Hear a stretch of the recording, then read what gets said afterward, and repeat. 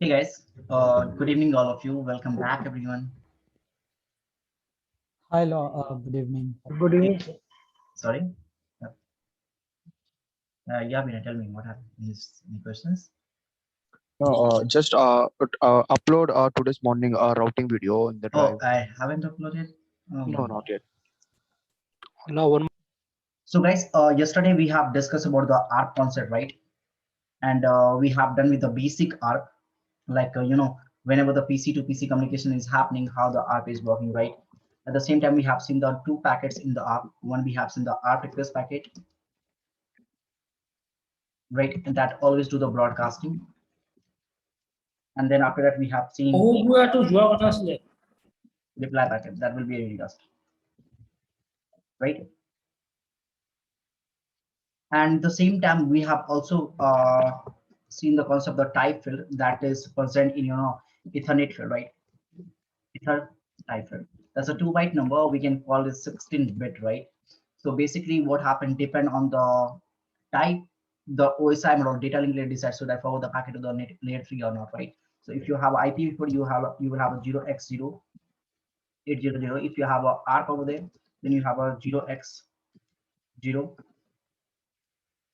806, that's a ARP. And if you have a uh 80.1q protocol, right, that's a pure layer 2 protocol, right? Then you will have 80x8100, right? And if you have a MPLS unicast, then you will have a 0x8147. This is for the unicasting. And for the MPLS multicasting, you have a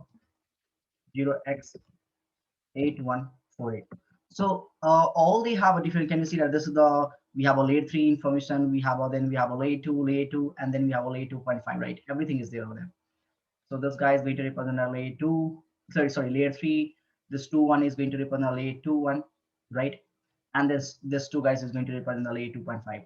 So we have a layer 3 as well as we have a layer 2.5 as well as, sorry, layer 2, and we have a layer 2.5 as well. All good. So we have seen based on the this is the data link layer information, right? This is present in the Ethernet header. Okay. If I'm going to talk about in the IPv4 header, what happened? We have a concept of the protocol, right? We have a protocol field.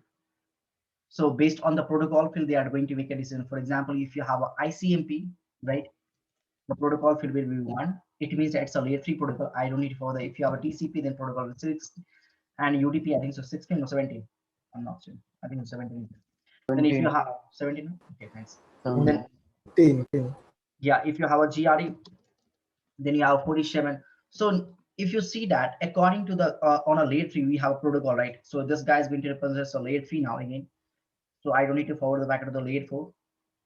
Okay, and then we have this 2.1 is going to represent the layer 4 information, right?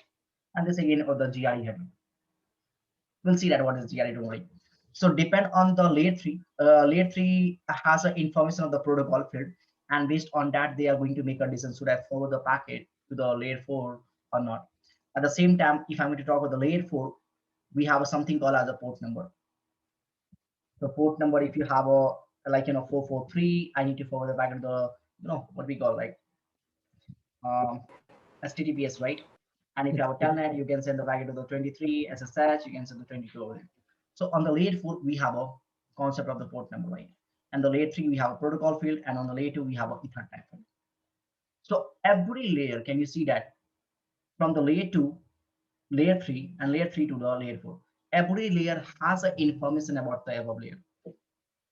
And this is the based on that, the OSI model is going to decide, okay, I need to forward the packet to like this. So yesterday also we have seen the concept of the ping, like how the ping is working. So ping is a command that works on the ICMP protocol, right?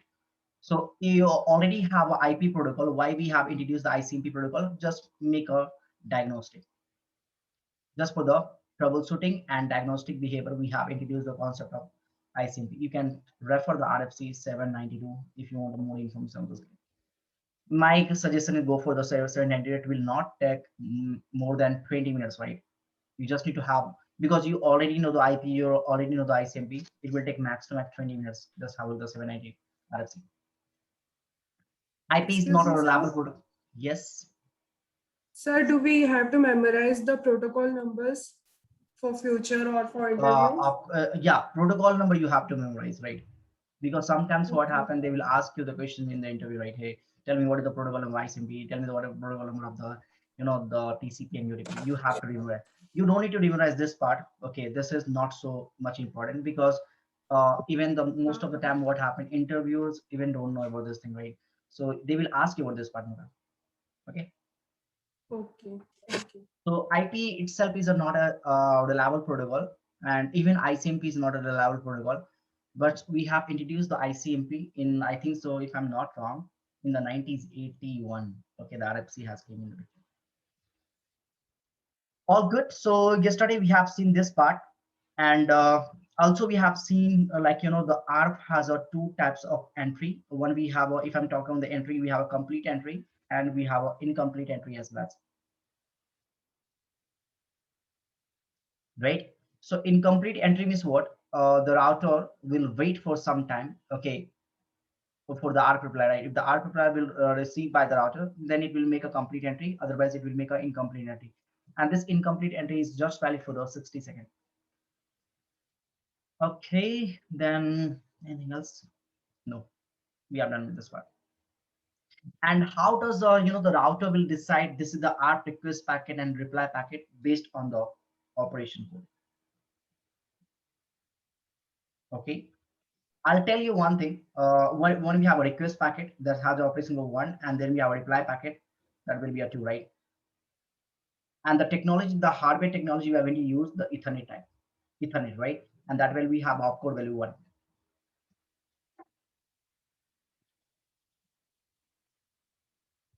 All good. And anything else that we have left to study? Okay. One thing I'll tell you. In R, right, we have a multiple types. Okay, we have a ARP, we have a proxy ARP. Okay, speak so much. We have a proxy ARP. We have a gratuitous ARP. We have a what one inverse ARP, right? And one we have a one inverse ARP, proxy ARP, gratuitous, Reverse ARP. reverse ARP.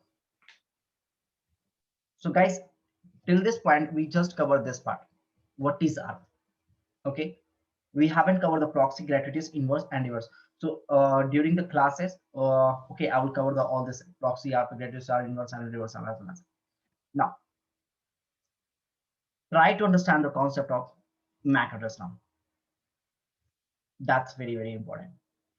I'm not done with the ARP. Okay, I'll just try to explain you the MAC address, then again come back to the ARP concept.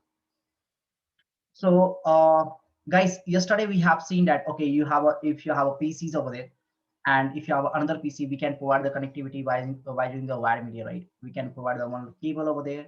Unlike this, we can connectivity.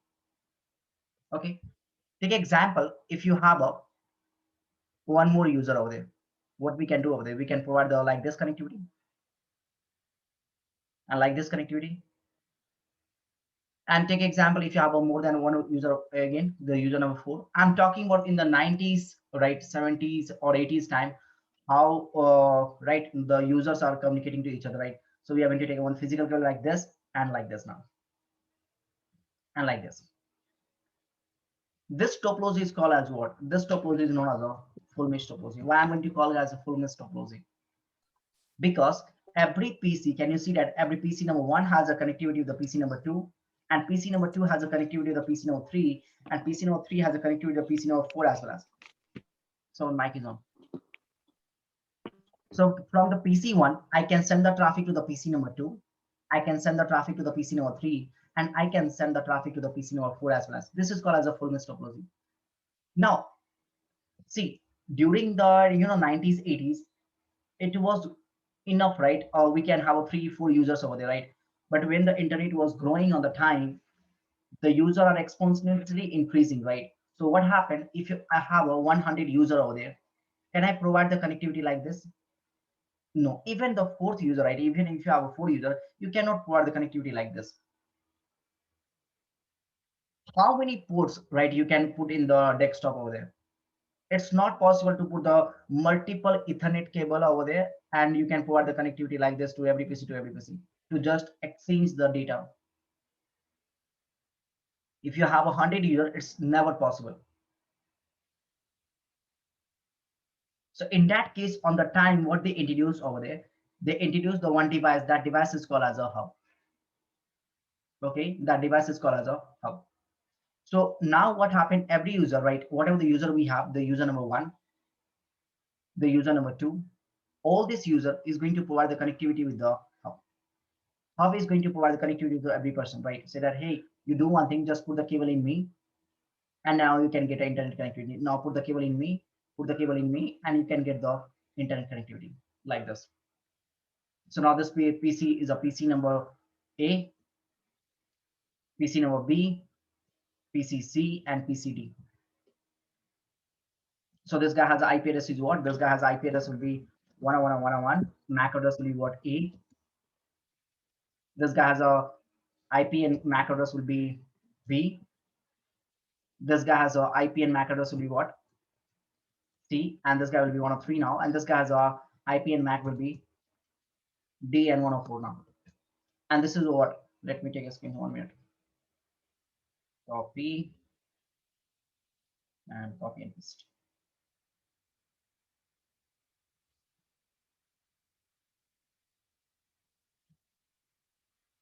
So this is what? This is hub. And hub is behave like what? You know what? If you have a look,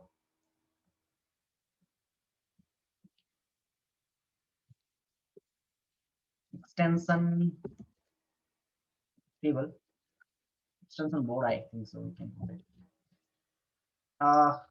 Not this one, this one. What is the extension? What is the use of this extension board?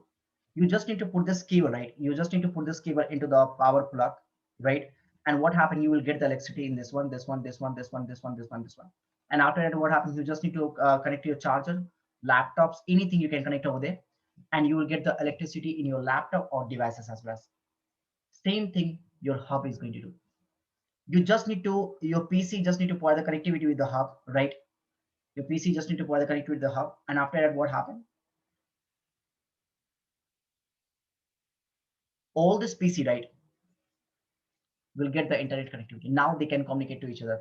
So this is the better topology from this one. From this one, this is the good. We don't need to put the lots of cable in the PC number 8. We don't need to put the lots of cable in the PC number B.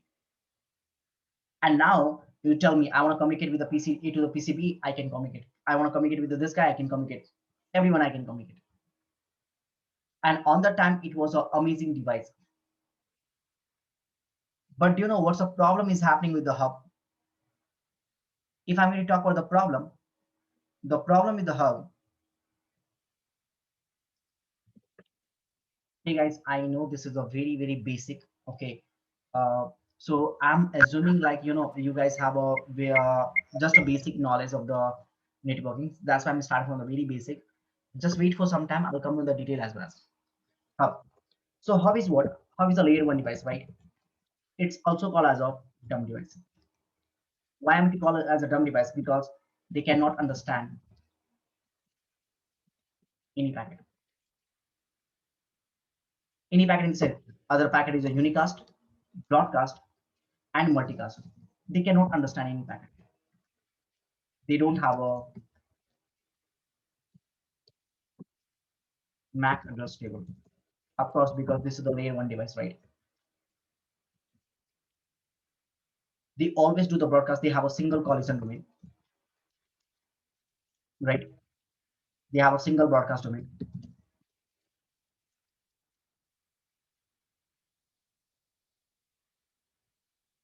They will just behave like a plug. You just plug the connectivity, you just plug the cable over there, and you will get the internet connectivity. That's it. It means that if this user, right, listen to me, if this user will generate a one packet, in this packet we have a source MAC address over there. We have a take example, and destination MAC will be source IP will be 101, and destination IP will be 101, 102. So this is the IPs over there. We have a source MAC will be A, destination MAC will be B. I'm assuming source IP will be 101.1, destination MAC will be 102. Right? This is the pure unicast packet, right? Source MAC, destination MAC, source IP, destination IP. This is the pure unicast packet. You know what happened when this PC will send this packet to the hub, right? What hub will do? Hub will do the broadcast. This guy, and in that case, what happened? Once the PC number 3 will receive this packet, what PC number 3 said that, hey, I'm a 103 and you are sending a packet to the 102, it means that I'm not an authorized person. I will discard this packet. Same thing whenever you're making a wrong call, right, to the any other person. So what they will do that they will just ignore your packet, ignore your call, right? Say that, hey, this is the wrong number. So same thing, this guy will also receive the packet. He said, hey, I'm on a 104 and you're sending the packet to the 102. I'm not a user, right? I need to discard this packet. So this 2% will discard this packet. PC number B will accept this packet and PC number will give the reply packet to the hub. And what hub will do? Again, hub will do the broadcast. This guy. And again, what happened? This guy will drop the packet. This guy will drop the packet. Because in the reply, what happened? In the reply, we'll have a source will be destination will be source, right? So in the reply, you will have a like this.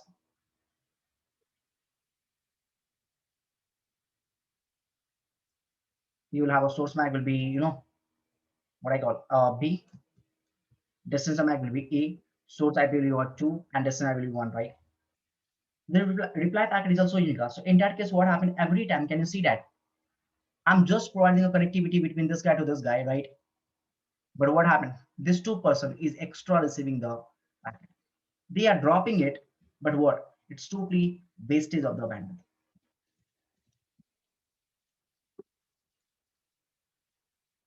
And resources as well. This is the biggest issue with the hub we have. And that's why, guys, sometimes they will ask you this kind of question in the interview, right? And this is the reason why we are not using the hub in the market nowadays. It's totally a legacy device, right? It's not a device that we are going to use, totally obsolete. Even no one is going to recommend you to use this device, a hub.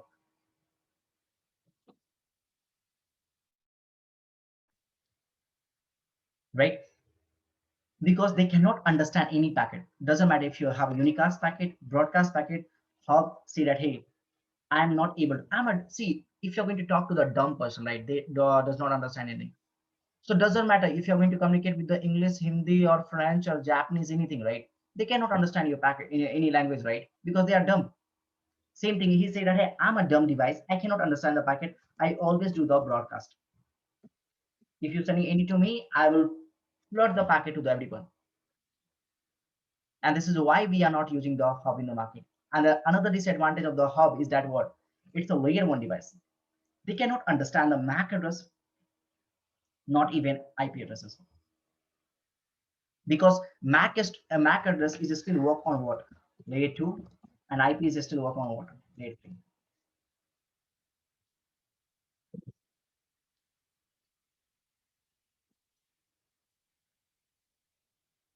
What is the another issue is happening? We have a single collision domain. Single collision domain is what? A very good example of single collision domain. If you have a look, telephone 90s, not this one. Can you see that? Can you make a conference call in this phone? No, you can't make it.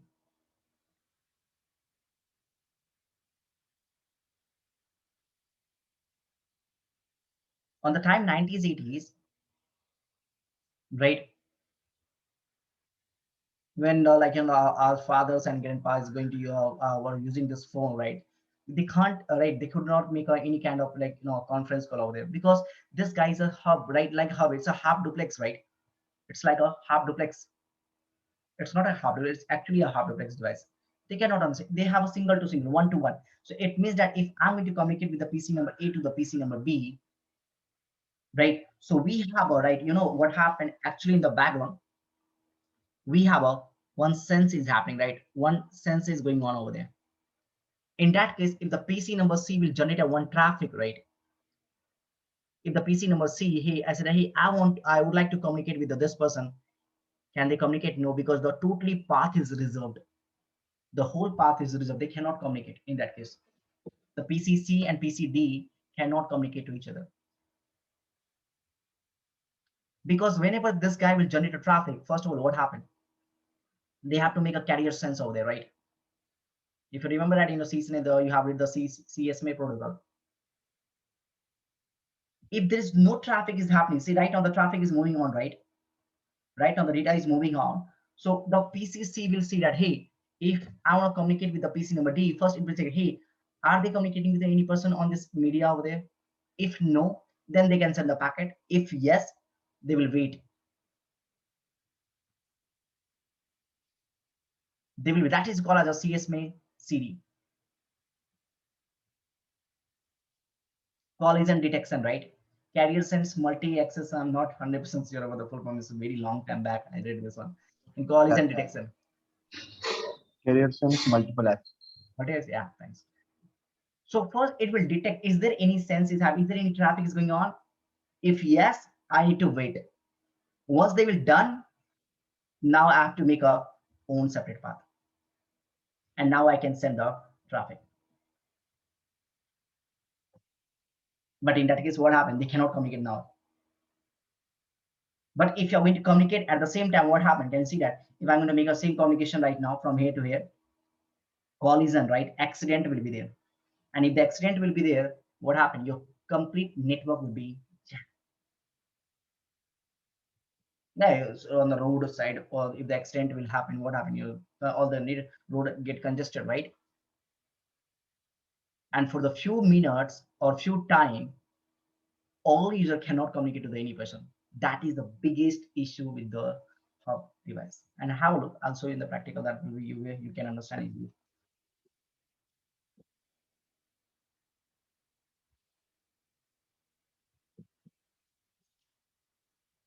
I'm just giving the overview, right? I'm not going into much detail. I'm just giving the overview so that you can understand, because this is totally beyond the syllabus, right? I just gave you the introduction so you can understand this part. And if somebody will ask you, you can explain over there. Because sometimes what happens if you go for the freshers level now, they're asking this kind of questions. And not even the the interview perspective, just understand the concept is very important, because you need to understand the switch. So before the switch, you need to know what is the issue with the previous devices. So I'm going to use the IP address of this person will be, oh, come on, 101, 102, 103, 104, right?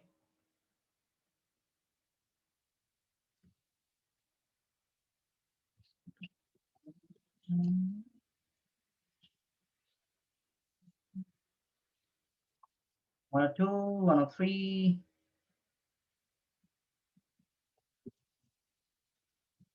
So come on. Oh, good. And now, so if you see, can I access the hub device? There's no CLI over there. I can't access, right? So you cannot do anything over there. It's just a plug. You just plug it and you will get the internet connectivity. Now see the magic. Here to here. This is the R packet. Can you see that? Because I need to generate the R packet, because I don't have a MAC address of this person, right?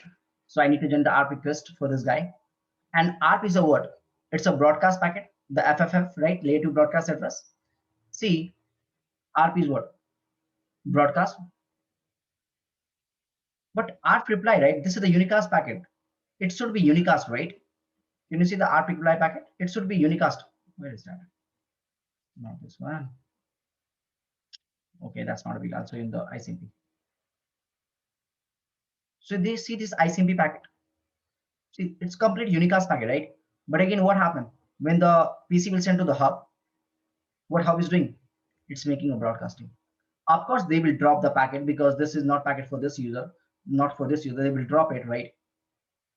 PC3 will accept this packet and PC3 will give the reply. Reply also will be unicast, right? But again, what? Hub will do the broadcasting. Again, if I'm going to send the packet, 1 minute. Now send the packet again from here to here. I'm sending the packet, right? Capture is forwarding the packet. At the same time, what I'm going to do for the packet to this guy. Now, at the same time, I'm going to provide the communication between this guy to this guy's class. Now have a look. This guy is also generating the packet and this guy also generating the packet. What happened? Now listen. Because at a one time, only one user can send and receive the, or two users can send and receive the data. Third person you cannot involve over there.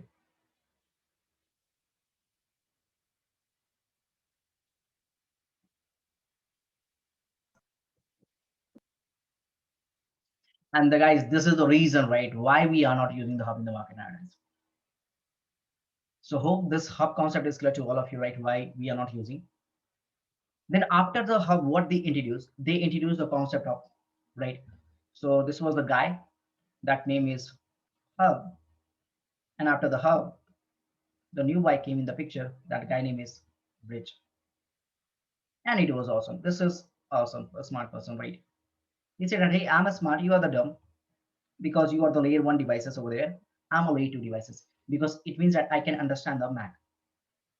It means I can understand the unicast packet, I can understand broadcast packet, or I can understand the multicast. So based on the packet, I will make a decision. So as compared to you, I'm a very smart guy, right? But the problem with the Braze, right? They have a limited number of collision domain.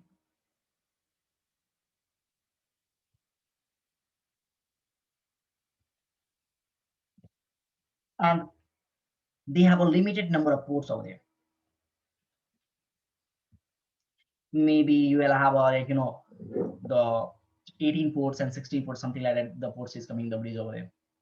And if I'm to talk about the limited number of collision, if I'm according to the some books, because Braze is totally like, if you go for the, you know, Google and say that's Braze information and what I want to look for the Cisco, right? I don't think so. They will give the information. The Cisco is paid of the Braze. That's a Cisco. Okay, so Braze is also in the Cisco, right? I'll show you the Braze networking device. You can see that they, like, you know, it is just going to connect the two segment over there. One, we have a one segment over there, that's we have a one complete network, and we have another segment, it's like a Breeze over there. So breezing is like, you know, it's a device, right, that going to aggregate, right, aggregate your network. Aggregate means combine your network over there. But again, we are not using the Breeze in the market nowadays. Why? Just because of the, you know, this guy has a very limited number of collision domain, and they have a limited number. So when talk about the ports, let's see, are they giving any information? Like, you know, Wikipedia, they have 18 to 16 for max to max they have, right? It's a data link layer devices, right? So I don't know, they are giving the much information in this one. So 90s, 80s one, that one company they introduced this one, right? So even they don't have much information. I think so. Nothing is there. The reason we are not using the bridge, you know, the only the one reason was there because they have a limited number of servers and limited number of, according to some books, it was there for the two collision domain only. And even if you see that the any, like, you know, very less information is present on the bridge, because it's totally a legacy technology right now. We are not using. We are not using. Maybe even I don't think so. You will find this device in the market nowadays, right? So after the few times, right? Max 16 ports. Yeah, that's what I'm saying. Now, max to max, you are 8 to 16 ports are there, right? I've read somewhere in a long time because to have two colleges in max to max, they have 8 to 16 ports are there. So beyond that one, you cannot have. But in the production network, you will have a huge number of users, like thousands of the user, 10,000 of the user. So Brace was good, but they have a issue of the ports. So they came with the concept of the switch, you know.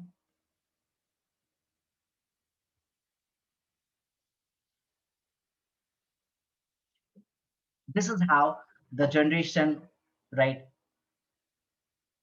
It's begun from here and it's completed over there.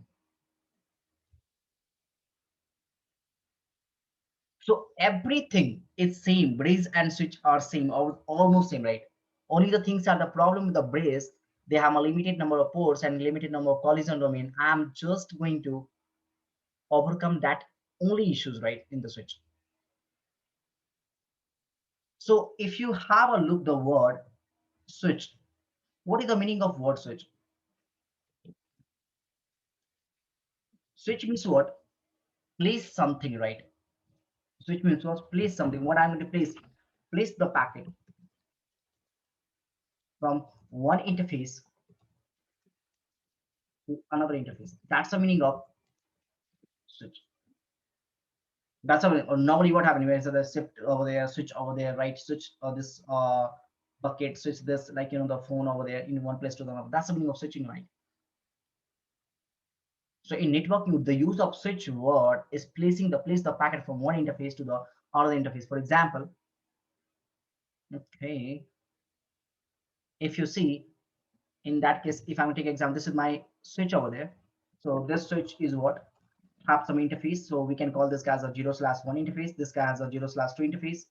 Every switch has a separate interface, and that every interface is going to represent that one collision domain. So what happened when the packet is coming over there? What switch will do? They will take the packet from here and they will place the packet on this particular interface according to the MAC address table. That's the meaning of switching. Place the packet from one interface to the another interface. And this all done by this guy. So switch is a layer 2 device, guys. Okay, I'll write on over there. Switch is a layer 2 device. It is layer 3 as well as that I'm not going to discuss right now, but it's a layer 2 device right to understand. Switch can be manageable and unmanageable as well as. So you have a two types of switch: manageable switch or unmanageable switch. Is a layer 2 device, not layer 2. It works on the switch, works on detailing here, right?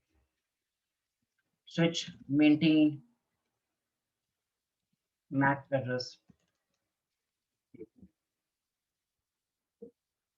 and by default, switch has single broadcast domain, but they have multiple collision domain. Depend on the ports. For example, if you have a 16 port, right, you will have a 16 collision domain. If you have a 32 ports, you will have a 32 collision domain.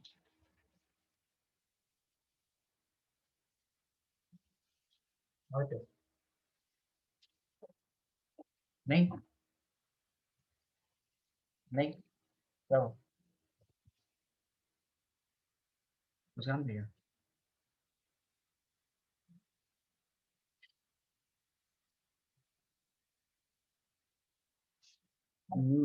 हमको call कर रहे थोड़ा सा काम कर रहे हैं मतलब गेम खेल रहे हैं ठीक है कॉल कर रहे हैं now. So depend on the ports, so we have a the multiple collision domains we have, right? But they have a single broadcast domain, guys. This is the by default. When I'm going to tell me the by default single broadcast domain, it means that we can manipulate this thing. We can create multiple broadcast domain as well. Depend on the requirement. Depend on the requirement, we can create a multiple broadcast domain. Now the first thing is that, right, what switch understand, right? They understand the packet of unicast, they understand the packet of multicast, and they understand the packet of broadcast as well. They know each and everything. This is the intelligent. That's why it's calling like it's an intelligent device. And switch maintain the MAC address table. First of all, what is MAC address?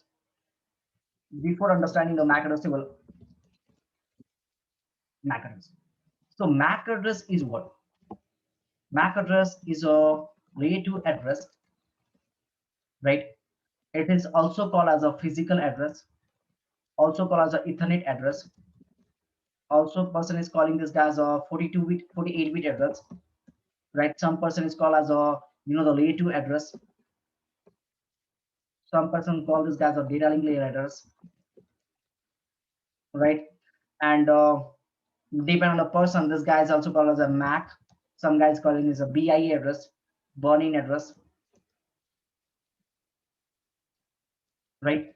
So they have a multiple names over there. Call as a physical address, hardware address. You can also call this guy as a hardware address. This guy, physical address, whatever the name you can give. The MAC address is a layer 2 address that identify your device in layer 2 domain.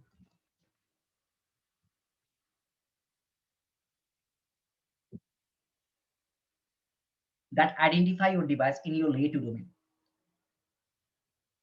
So it is only that the MAC address is only present in your layer 2 domain. You remember the study example that we took over there, like we have a Bangalore location, and in the Bangalore is what? Bangalore is your IP addresses, right? Your Bangalore location is what? Your IP address. And where we have some places like HSR layout, BTM layout, Mangala we have, Marathali we have. These are what? These are the MACs. These are the MAC. Small areas over there. So this MAC address, why am I to call this guy as a physical address first of all?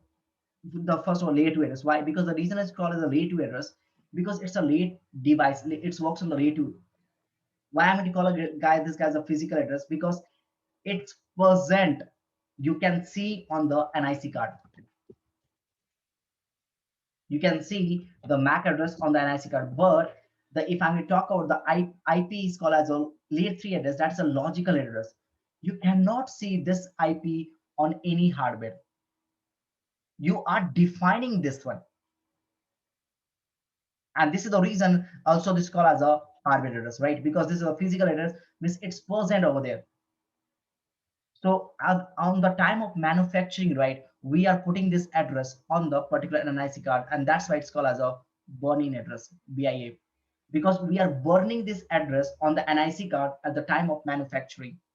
Why I'm going to call this guy as a data link layer address? Because it works on the layer 2, and layer 2 of the OSI model called as a data link layer address. Why I'm going to call this guy as a Ethernet address? Because this works only on the Ethernet medium. The technology we have Ethernet. And why I'm going to call this guy as a 48-bit address? The reason is called as the 48-bit address because the size of MAC address, right,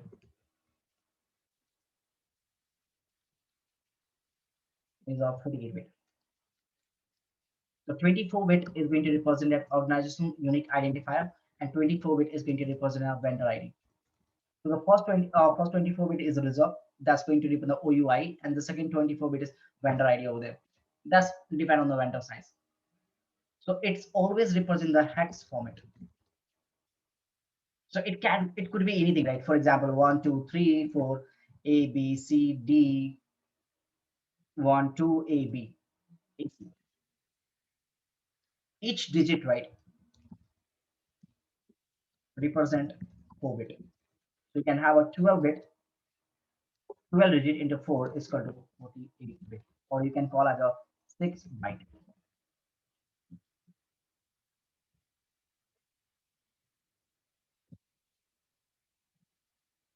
The representation of the MAC address. If I'm going to represent the MAC address, guys, what is MAC address? It's identify your device on the layer 2 domain in a Ethernet technology. On Ethernet technology. Now, if I'm to talk about the representation of the MAC address, right? You have to represent yourself, the presentation layer, right, of the OSI. What is the use of presentation layer? Present your data in the different codes over there, right? Present your data in the different codes over there. So presentation, like a presentation, we are representing the code, right? Same thing. Whenever you're giving the presentation in a college, right? You are presenting yourself to the 80%. Whenever you're giving the interview, you are presenting yourself to someone. Hey, my name is this. I did my BTech. I did my CCN and CCNP training from this institute, like this. So same way, the MAC address representation, if I'm going to talk about, we have in the 4 ways. I'll show you the each which 1 minute. Let's go to the CMD, and I see the IP config. You know, the get MAC as well as we can add get MAC. Sometime meanwhile, I'll open the GNS3 as well as, and to show you something else. So this is called as a physical address as well as, and here I can copy this one. The first way we can represent the MAC address is like this one. Come on. And you can copy.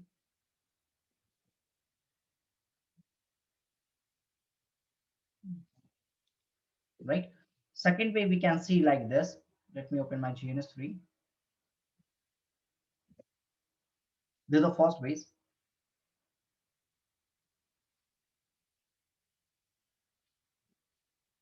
And what I call over there, I'll take any project yesterday. We took the yesterday. So guys, I'm explaining you what is, where's that? This one. Yeah. So I was trying to explain you what is the MAC address table. So before learning the MAC address table, you need to first understand what is MAC address. So I'm explaining what is MAC address, then I'll come to the MAC address table as well. So it's identified in the layer 2 network, and it's only present on the layer 2. So it's never go beyond the domain. For example, this is the one domain we have, and this is the another domain we have. Let me start with the devices first of all. So this is the one device, one domain we have, a broadcast domain, and this we have another broadcast domain, right? So this MAC address A, B, C, D, E, these are the MAC address, right? G, H, X, Y, Z. So this will never go this domain, right? And this will never go this domain. It's only present within the domain. It will travel within the domain. It will never go beyond the domain. Domain is like your broadcast domain I'm talking about.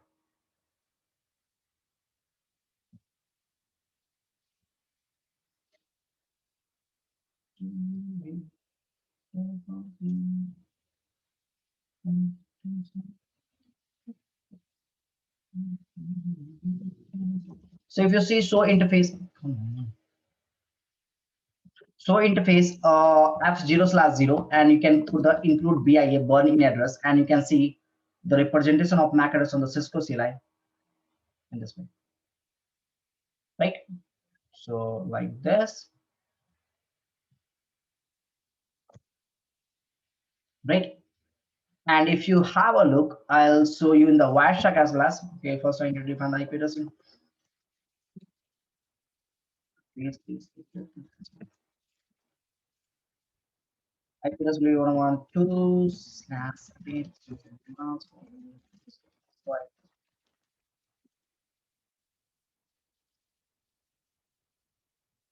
Done, and see the MAC address in the Wireshark now. Come on, open. And if you'll have a look, the screenshot I'm going to take and paste it over there.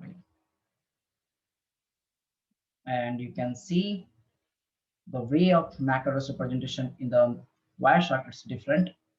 And the last one I'll show you in the cell table. So so you can see that this is the MAC address. So here we have a MAC address till this point. So this one is also there. So guys, we have a 4 ways of MAC address representation. One we have this way, that will we have in the Windows. In the Cisco CLI we have this way, right? In the Cisco as well as we have this way. In the Wireshark we have this way. So depend on the platform, right? The MAC address, it can vary. So the first we have a dash, then we have a dot, then we have a double colon, and then we can write them directly.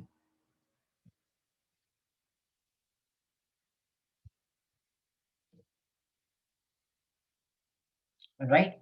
And the MAC address is not a case sensitive.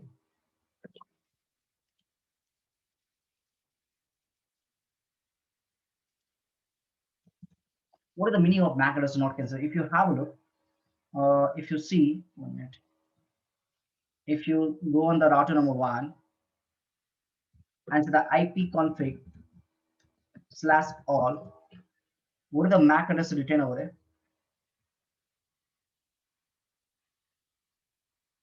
The physical address, it's 00B, right? The written like this is 00B. If you have a look on this guy, right, the R-A, what is written over there? It's 00B. So both are the same MAC address, right? It's not a case sensitive, right? So if you're writing the small letter and the caps letter, same.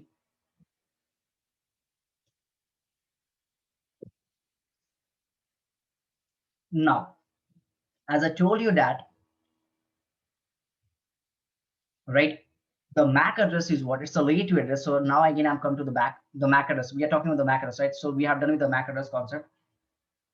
Now, I'll show you some. That's enough, right? Now, this MAC address, right? We have a lots of MAC address on the devices, which on the layer 2 device, right? You have thousands of the like thousands of the MAC address, 2,000 of the MAC address. For example, right now, if you see, we have MAC address A, B, C, D, like this. So whenever the switch will receive a packet, right? So what switch will do over there? Switch maintain a MAC address table.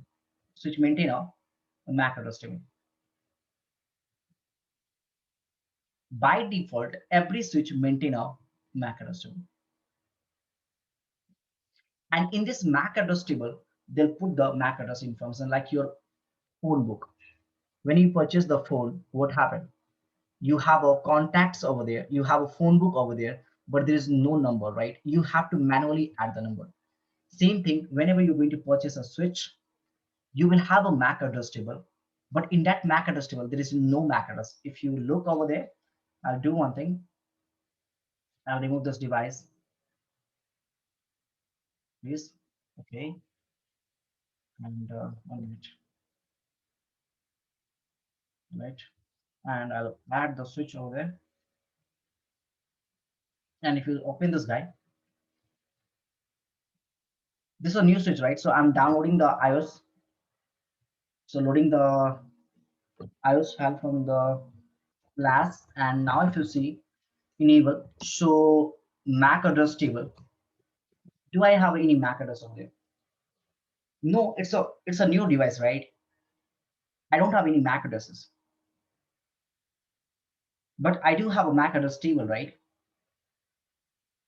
And in the MAC address table, whatever things are present, we have this thing, right? MAC address, VLAN, MAC address, and everything's are present. So leave it right now. I'll take a screenshot and I'll paste it over there. Copy.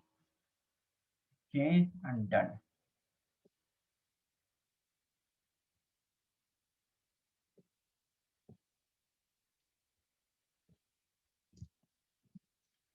So this is the default behavior.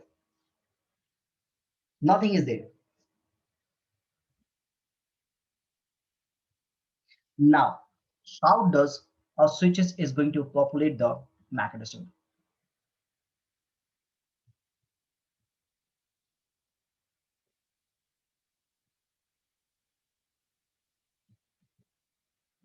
So this concept is clear. What is MAC address and what is MAC address table? So MAC address is on identification of the layer 2, right? A device on the layer 2 network, and MAC address table is the like a memory where the all the MAC address table MAC addresses are stored, right? And switch forward the packet based on the MAC address table. Switch forward the packet.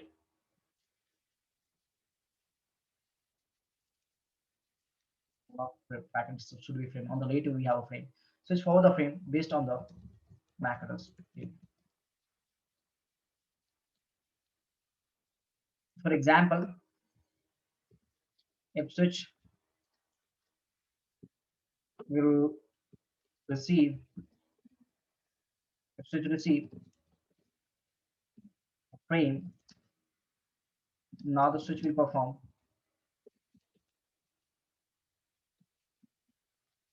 destination lookup. If destination is present in MAC address table,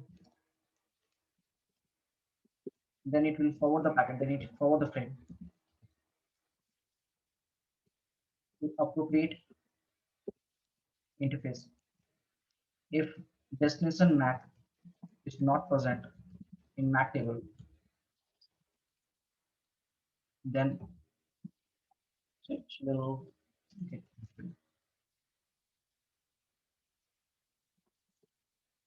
and it do the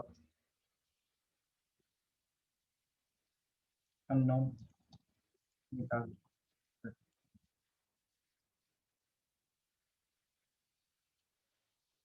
Now, try to understand how the MAC address will be calculated, populated. For example, this is the PCA, this is the PCB, and I want to provide the communication between this guy to this guy. And as we know that every PC maintain what? Every PC maintain the ARP table. So this is the ARP table of the PCA, and this is the ARP table of the PCB. By default, in the ARP table, there is no entry. We just have a IP and MAC information. IP and MAC. Nothing information is there, right?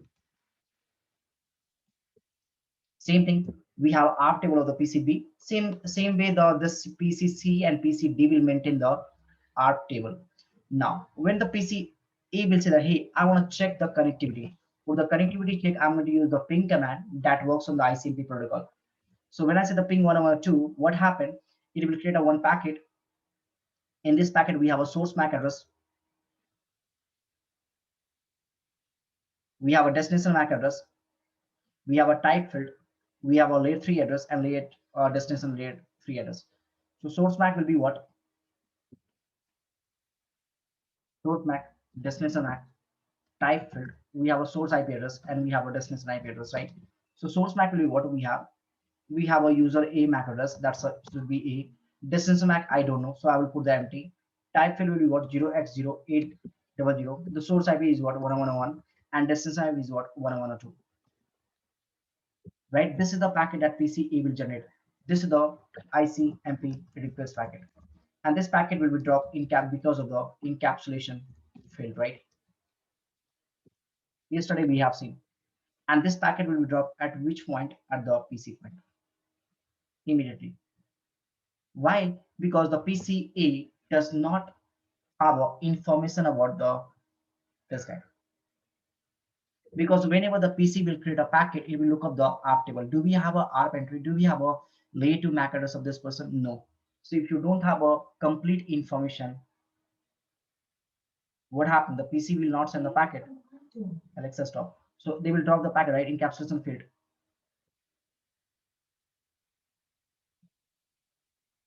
All good. Now,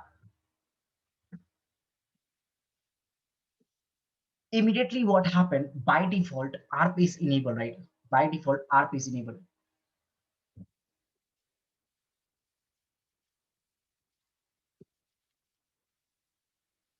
And immediately what PCA will do, it will create a R packet now. And the R packet look like this. We have a source MAC, destination MAC, source IP, and destination IP, right? So like this, we can create a header. The first one is the Ethernet header, and second one is the ARP header. So we have a source MAC, we have a destination MAC, we have a type, we have a source IP and destination IP, right? Encapsulation failure happens at the layer 2 of the PC, right? Yes. So we can write the source MAC will be A now. Destination MAC will be FFF broadcasting, and this is the 0x0806. That's a ARP over there. Source MAC will be A. Destination MAC I don't know. This is the IPv4 0x80, and then IP will be 101. Destination IP will be 102. This is the Ethernet header, and this is the ARP header now. Now this PC will send this packet to the home switch. Now that will come. Try to understand.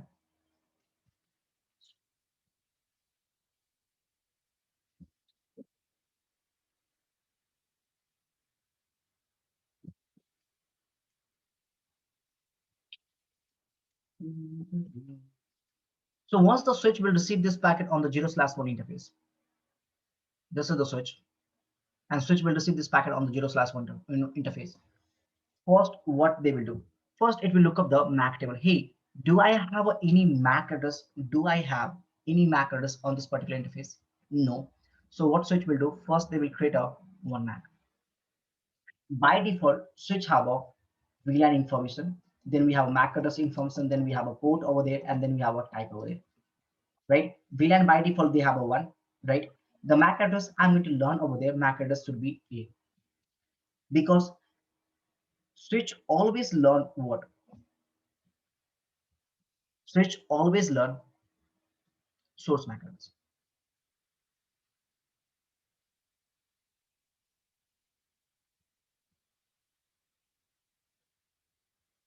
Always. Whenever the switches is not able to find the source MAC address information in the MAC table, they always learn source MAC. Now, once they will learn the MAC address A, on which port number, guys? The port number will be 0/1, because I'm receiving the traffic on the 0/1, and the type will be what? I will put the type will be dynamic, because I'm learning the dynamic way. It can be a static, so your type will be, can be dynamic as well as the default that is have, right? Or it can be static as well as. So once I'm going to learn as a dynamic, for the dynamic, we have some timer, right? Once I'm going to learn the type as a dynamic, we have a timer, and that is called as a 300 million, known as MAC address aging. We'll discuss this thing later on, but by default, this is the 300-second timer will be for the dynamic. Once I'm going to add this entry on this switch on the dynamic, they have a MAC address aging time will be 300 seconds.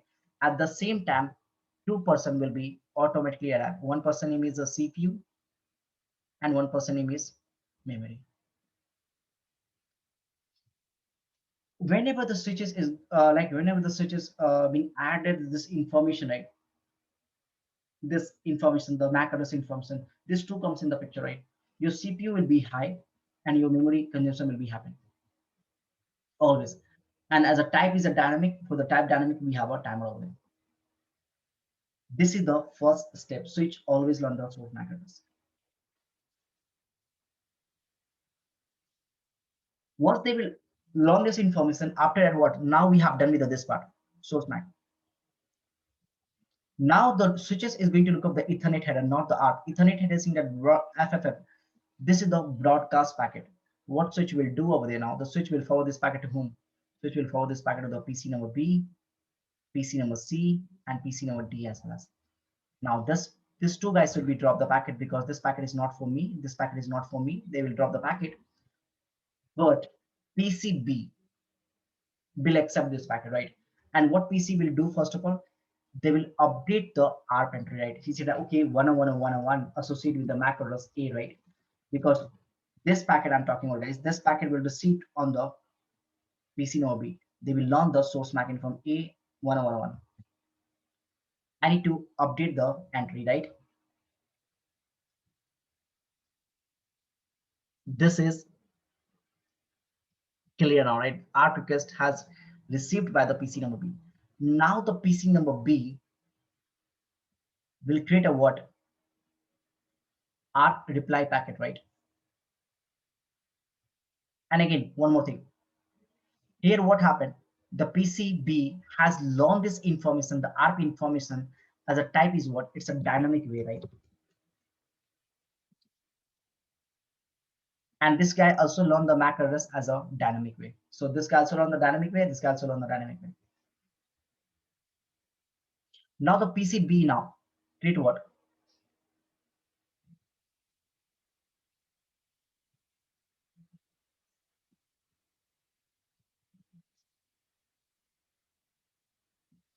ARP reply packet. In the ARP reply packet, what happened? They will put the MAC address information. Okay. Now we have a source MAC will be, because I'm sending. Destination MAC will be A. How do I know that? Based on the ARP table. B, A. Source I will be what? 1 or 2 now, and destination I will be 1. Now this will send the packet to whom? PCB will send this packet to the switch. Switch will receive this packet. What is the default behavior of the switch? Switch always learn the source MAC address.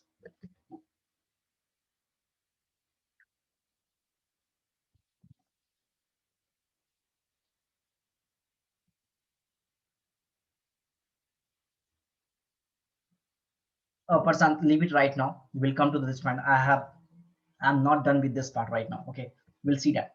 Okay. Otherwise, many person will get confused. Leave it right now. ARPA and dynamic. Yeah, there is a difference. There's a difference between ARPA and dynamic.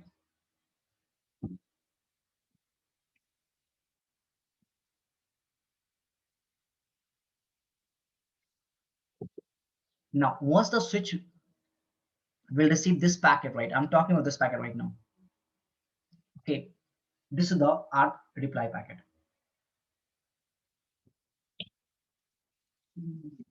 That will be always unicast.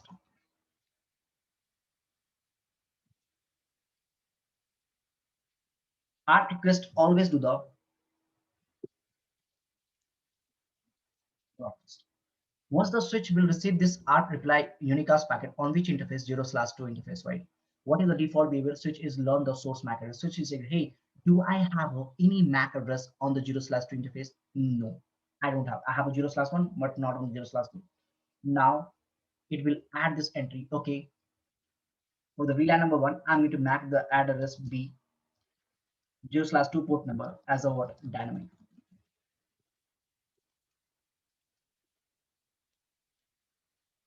And once I'm going to add this information as a dynamic way, what happened? Again, I'm going to add some 300-second timer for this guy. That is called as a MAC address aging timer. This is the default timer. We can change it. We can change it. I'll show you the requirement. Now, once I'm going to add this guy, what switch will do? They will hit the CPU and they will hit the memory as well. So CPU utilization will be high and memory utilization will be also high. Once the MAC address learning process has done on the switch side, now what switch will do? Now what switch will do? Now switch will look up the destination MAC. Guys, now have a look this part.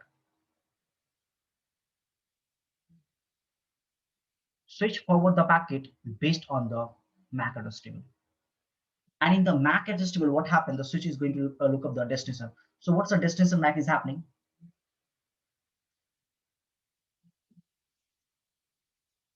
Now the switch is going to look up the destination MAC. Sorry. The destination MAC is A, right? So switch is look up, hey, do I have an A in my MAC address table? Yes, according to my MAC address table, we have an A. And this A as learning as a dynamic way, and this A have learned on the 0/1 interface. So what switch will do, instead of doing the learning, they will send the packet to whom? Only from the 0/1 interface.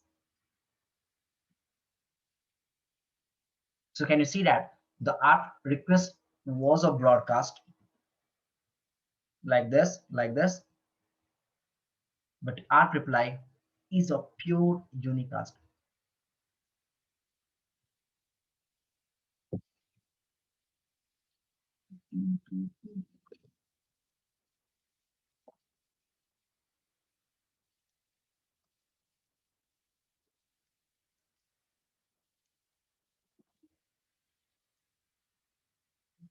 And now once the PCA will receive this information, what they will do, they will update the entry. Okay, the IP is 102 associated with the MAC address B. As I told you that yesterday, right? The ARP is a ARP table contains the mapping of layer 3 to the layer 2 or 48-bit, sorry, 32-bit address to the 48-bit address as well, as we can call it.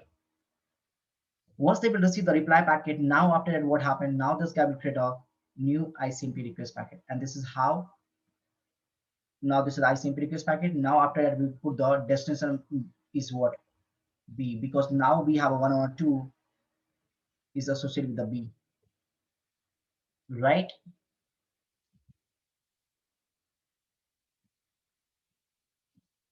And now this guy will send the packet to whom? Switch. Switch will receive this packet on the 0/1 interface. Now attention over there. Switch will receive this packet on the 0/1 interface. Switch, what they will do? They will say that, hey, do I have a switch? Will learn the source MAC address. But before learning, switch said, hey, do I have a on 0/1 interface? Yes, it has there. So what happened? They will refresh the time. Which time? MAC address aging time. For example, it is was there like a, you know, how 250 was there. So it will refresh to the 300 again. Because I have an entry, right? I just need to refresh it. I'm not going to learn now the point. I'm not learning over there. I'm refreshing because I already had an entry, right? Switch already had an entry of this guy. So I just need to learn it. Sorry, refresh it. Once the switch will refresh this MAC address information, now it will look up the B. Is there B is present? Yes. And B associated with the which guy? 0/2. Now the switch 2 will forward the packet to whom? Yes, 0/2 interface. Same way the reply will come and reply will send to this guy. This is how the communications is happen between the PC A to the PC B in the middle of if you have a switch. Now tell me, do you have any question till this point, till this topic, right? I'm not done. Do you have any question in this the complete section, the yesterday class, the how the communication is happening from the PC A to the PCB, and this during in between we have a switch over there? Anyone else?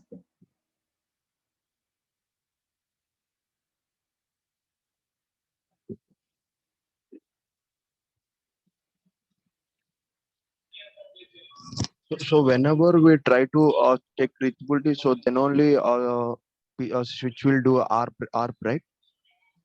Whenever, listen, one more thing, it's very important questions, right? Yeah, thanks. So whenever the switch is not able to find the ARP entry, right, destination MAC in the ARP table, whenever, sorry, I'm really sorry, whenever the PC will not find, whenever the PC will not find the destination MAC in the ARP table, they will do the ARP. Always.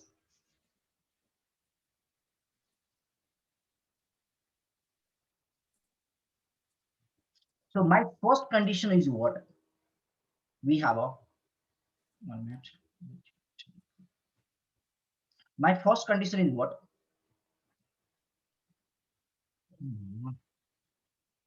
We had a, so this is now clear, like VLAN, what is VLAN of the MAC address type, the type it can static and dynamic ports, as well as on which port I'm learning the information.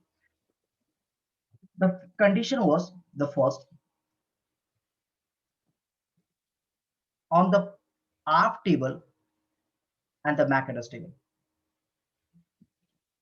Entry can be, type can be what? It can be a static or it can be a dynamic. Which case we have discussed till this point? We have discussed the dynamic and dynamic. I'm talking the ARP table and the MAC address table.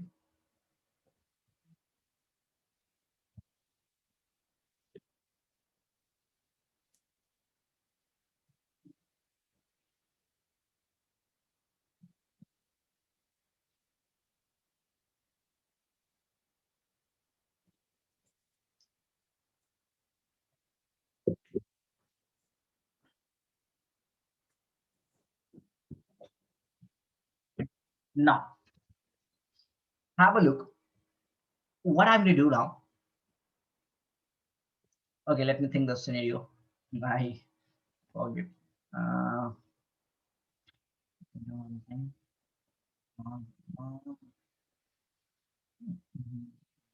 Okay.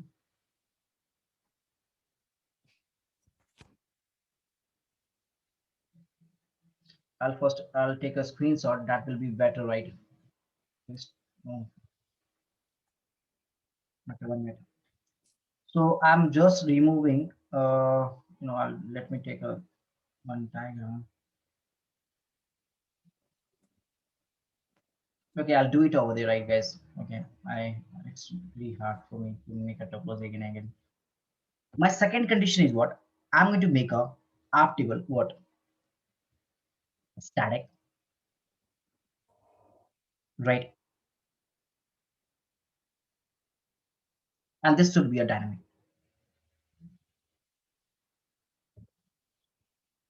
So dynamic means what? It has to, switch has to learn, right? So it has to learn the entry. Sorry, switch will have to learn the entry in the dynamic way, right? In the static, what happened? We need to manually define the app entry, right? Take example. This guy. Okay. B is not present, right? In the Mac table because it's a dynamic way. So B is not there. And this is also not there. Okay, cool.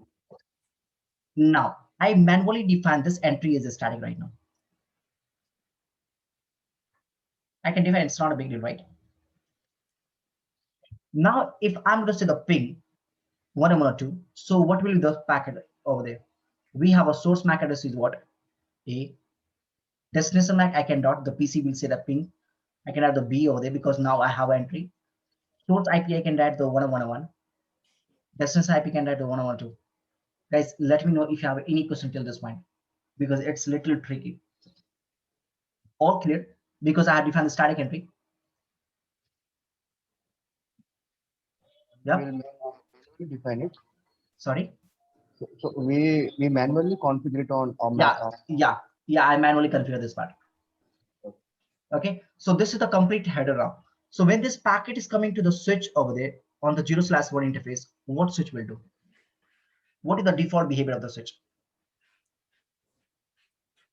Learn source MAC address. Learn source MAC address, right? This is the default behavior. So what switch will do? Switch will learn this MAC address, right? VLAN number A, MAC 0/1 dynamic. Now, what switch will find over there?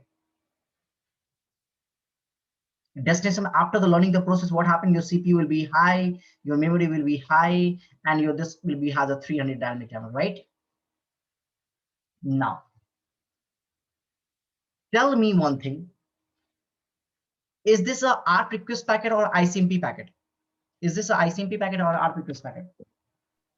ICMP. ICMP. ICMP. Awesome. ICMP request. Now, this packet is a unicast or broadcast? Unicast. Unicast packet. So when this packet is coming to the switch, what switch will do? It will look up the destination MAC because switch has a capability to look up the layer 2 switch has a capability to perform the layer 2 lookup, right? Destination MAC. Is this destination MAC is present in my MAC table? No. No. No. So what switch is assuming, hey, this MAC is not present in my MAC table. So this means this packet is unknown for me. And this is also unicast packet. Non-unicast. So it will do the unknown unicast flooding. It will flood this packet to the every person. Hey, I don't know where is the B. So I need to flood this packet to the every person. It's like a, whenever you, for example, I'm a trainer, I'm going to tell you, hey, do one thing, just go in the classroom and call the Niveta, right? So what happened? You don't know Niveta. If you know Niveta, you just pick the Niveta and bring it to me, right? But if you don't know what happened, you just give, hey, is there Niveta? Is there? You are flooding the information. So whoever will be Niveta, he will give the reply, yes, I'm on Niveta. So right now, what happened? This packet, I'm doing the unknown ingress flood. That's what, if the destination MAC is not present in the MAC table, switch will get confused and it do the unknown ingress flooding. And this is the most very, very important topic for the interview. They will ask you what is unknown ingress flooding. If the switch is not able to determine the destination MAC in the MAC table, they perform the unknown ingress flooding. Why I'm saying the unknown? Because for the switch, this is the unknown packet, right? Known packet means what? A packet that switch can identify, okay, this is the destination MAC is there. This is the known packet. But right now the switch get unknown, right? This is not for me, right? I get confused. What should I do? And this is the pure unicast packet. I will do the flooding. Guys, this is my broadcast packet. This is my broadcast packet, but this is my unicast packet.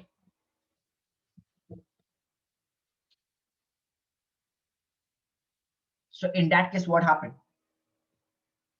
Switch will do the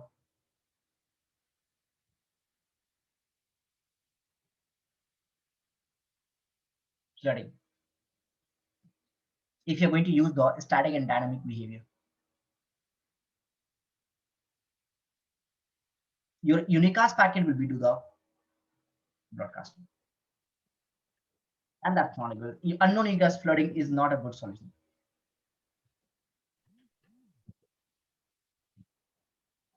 Unknown unicast flooding is not a good solution.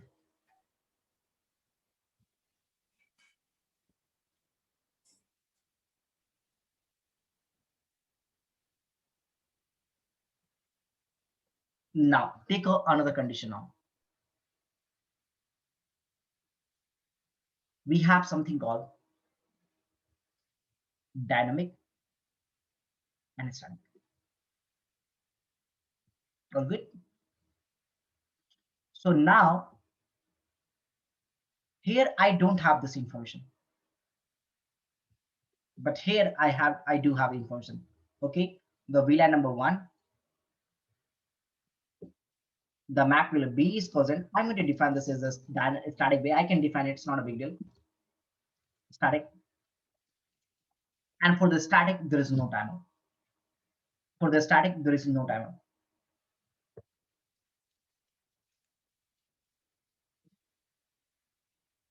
We'll see this all practical, right? Don't worry on the Monday class, not now. I'll show you everything in the practical. Now, in that case, if I'm going to ping, which packet PCA will generate? This packet or this packet? ICMP packet. Okay, I'm going to remove right now this person. Okay. ICMP packet. So this ICMP packet will be get dropped just because they don't have ARP entry. So after that, what happened? They will create this packet, right?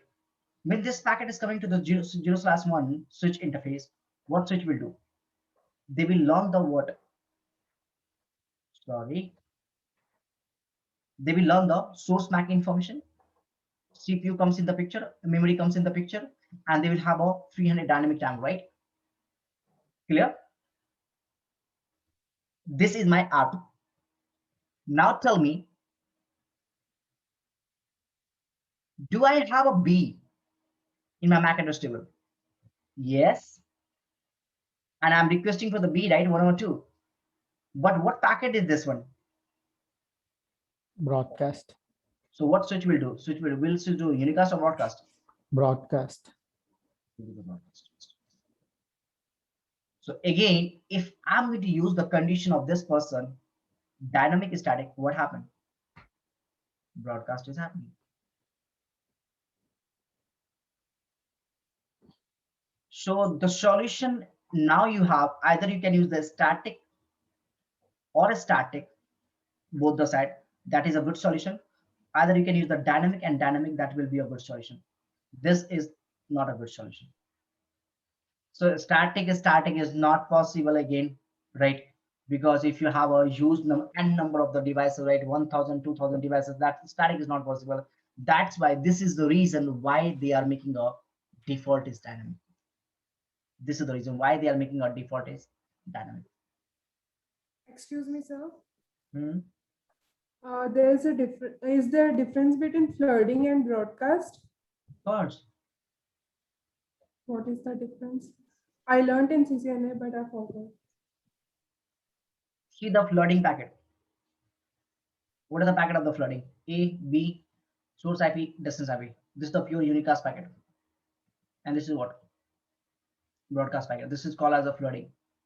When the switch is not going to determine where should I follow the packet, switch will get confused because switch does not know about the B. If the switch does not know about the B, they will make a flooding, right? Every interfaces. And here the packet is broadcast.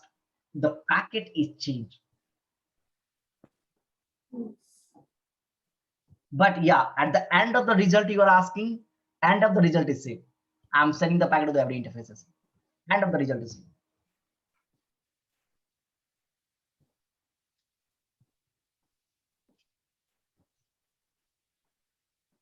Thank you.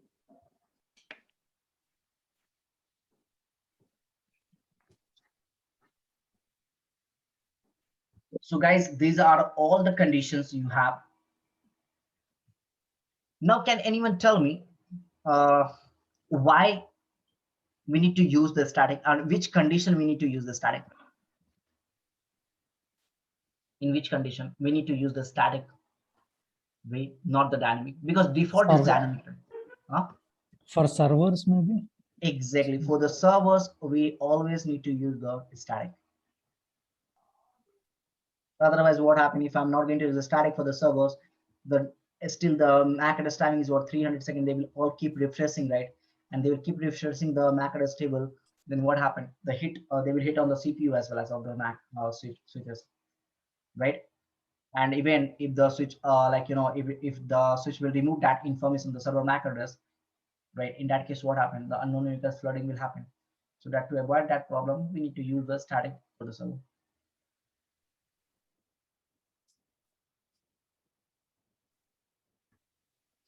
All good, guys. So here I'm done for the today. If you have any, yes.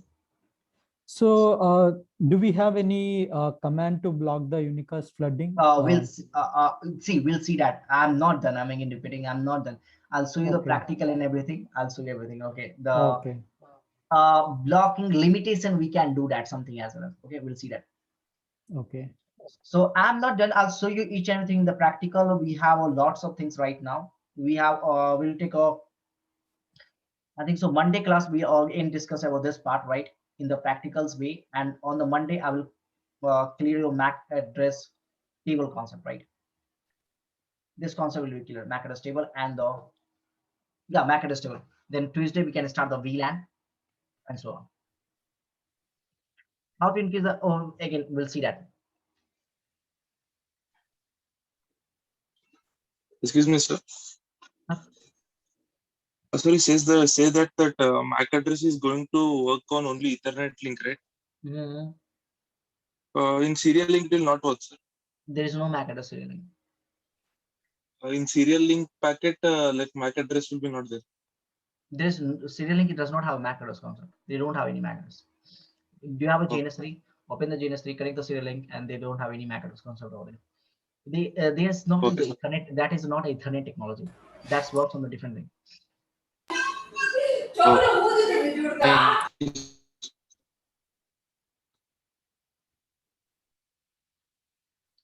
Anyone else? Any questions? Hey No. guys, who is not there in the group? Just ping me on this number, and please, instead of the messaging personally, please message in the group. If you need a help, like you can make a phone call, and like first I'll tell you one thing.